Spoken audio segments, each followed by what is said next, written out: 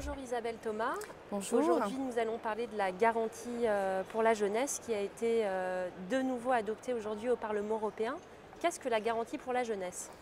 La garantie pour la jeunesse, ça part d'un constat dramatique qui est que 25% des jeunes Européens n'ont ni travail, ne sont pas en formation, ne sont pas en stage. Et donc l'idée de cette garantie pour la jeunesse, c'est de faire en sorte que chaque jeune de moins de 25 ans puisse trouver soit un emploi, soit un stage, soit une formation.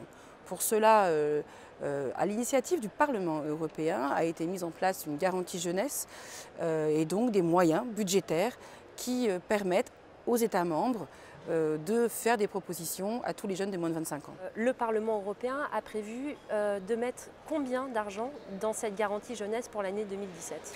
Alors pour 2017, la somme globale sera de 700 millions d'euros. Nous évaluerons si cette somme est suffisante ou pas pour 2017 et si elle est suffisante, nous essaierons de la reconduire en 2018.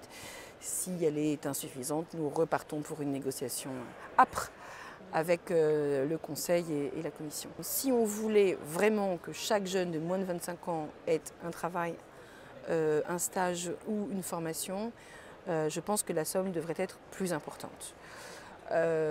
Pour autant, on évaluera les choses. Pour l'instant, ce programme est trop jeune. Il n'a fonctionné en réalité que depuis 2015, puisque 2014 c'était la mise en œuvre, donc 2015 les premiers résultats, 2016 interruption des engagements.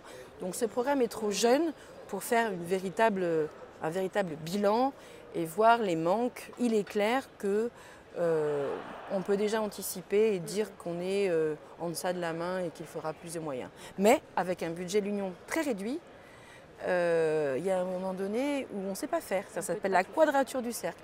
Et on ne peut pas tout faire. Donc il faut être cohérent, arrêter de dire que l'Union ne fait rien ou je ne sais quoi. Il faudrait commencer par lui donner les moyens d'agir et en fonction des priorités, définir les budgets adaptés. Parce que sinon on fait des belles annonces, on fait des beaux discours, mais on n'a pas les moyens pour agir.